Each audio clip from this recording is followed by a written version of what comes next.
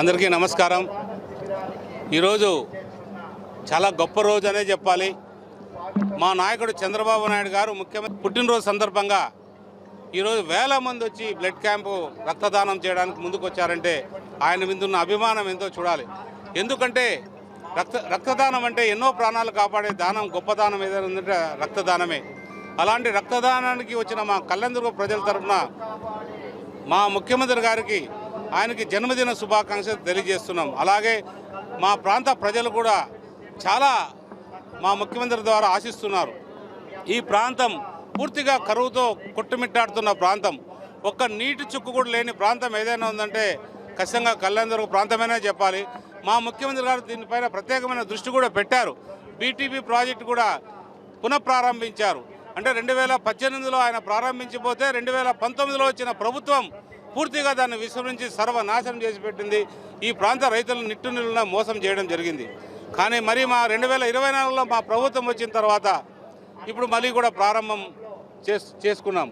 అంటే ఈ ప్రాంత ప్రజలు కూడా కళ కూడా అదే, మాకు నీళ్ళు ఇస్తే చాలు, మేము ఎప్పుడు కూడా గుండెల్లో పెట్టుకుంటాం, చంద్రబాబు నాయుడు గారి ఫోటో మా గుండెల్లో పెట్టుకొని చూసుకుంటాం, మా ప్రాంతానికి నీళ్ళు ఇవ్వండి అని అడగడంతో ఈ ప్రాంత ప్రజల కోరిక కూడా త్వరలో తీరబోతుంది। అలాంటి గొప్ప నాయకుడు జన్మదినం జరుపుకోవడం చాలా సంతోషాన్ని ఇస్తుంది।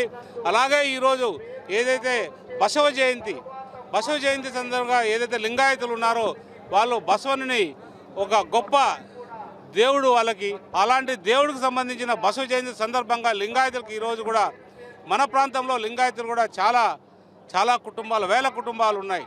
వాళ్ళకు వందల ఎకరాలు కూడా ఈ ప్రాంతంలో ఉన్నాయి। కానీ అన్నీ కూడా అన్యక్రాంతం కావడం, ఆక్రమించుకోవడం, రకరకాలుగా అవి గురయ్యాయి। కానీ కొంత ప్రాంతం కొంత వాళ్ళకి ఏదో ఒక మఠం కావాలి, మఠాధిపతి వచ్చి అడగడం జరిగింది। ఈరోజు అలాంటి ఏదైతే లింగాయత్ భవన్ ఉందో అది కూడా ఈరోజు ఉదయం ఇప్పుడు 11 గంటలకు కూడా దానికి భూమి పూజ చేయబోతున్నాం। అంటే ఈ కళ, లింగాయతుల కళ కూడా సందర్భంగా మా ముఖ్యమంత్రి చంద్రబాబు నాయుడు గారి జన్మదినం సందర్భంగా ఈరోజు లింగాయత్ భవన్ కూడా భూమి పూజ చేస్తున్నాం। అలా ఎందుకంటే ఈ ప్రాంతంలో ఏది కూడా అభివృద్ధి లేకోకుండా ఎక్కడికక్కడ కుంటుపడుతూ వచ్చింది।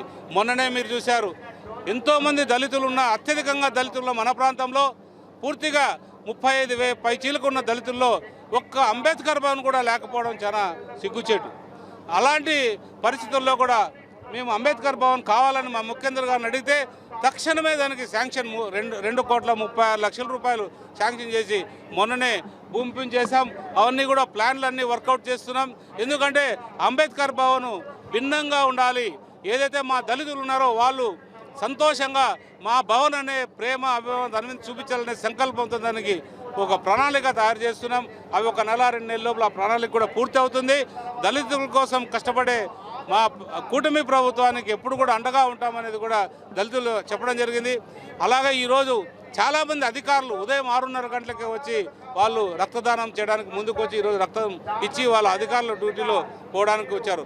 చాలామంది వికలాంగులు వచ్చారు, చాలామంది మహిళలు వచ్చారు, చాలామంది ఇప్పుడే చూశారు ఒక జంట 63 సంవత్సరాలు వాళ్ళిద్దరూ వచ్చి కూడా వైశ్యాస్ అయినా కూడా మేము రక్తదానం చేస్తాం। ఈరోజు చంద్రబాబు నాయుడు గారి జన్మదిన సందర్భంగా ఆయనకి మేము స్ఫూర్తిగా ఉండాలనే ఉద్దేశంతో ఆ జంట కూడా ఈరోజు వచ్చి వాళ్ళు కూడా రక్తదానం జరిగింది।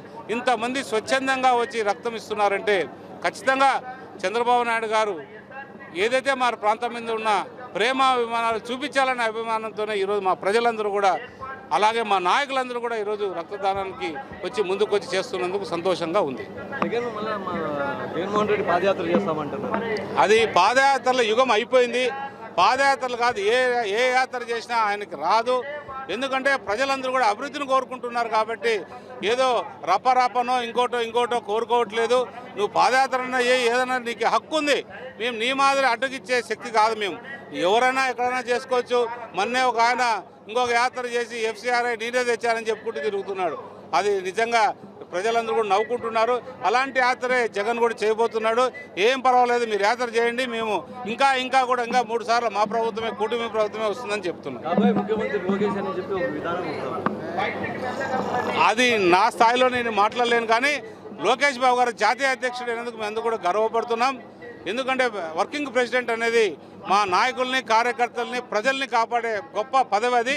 ఆ పదవిలో ఆయన ఉంటున్నారు కాబట్టి ఆ పదవికి వెన్నె తెచ్చే విధంగా ఆయన మమ్మల్ని కూడా బాగా జాగ్రత్త ఎప్పటికప్పుడు ప్రజల మధ్యలో ఉండాలని అప్రమత్తం చేస్తున్న నాయకుడిగా మేము ఎప్పుడు కూడా ఆయన నాయకత్వంలో పనిచేయడానికి సిద్ధంగా ఉన్నాం.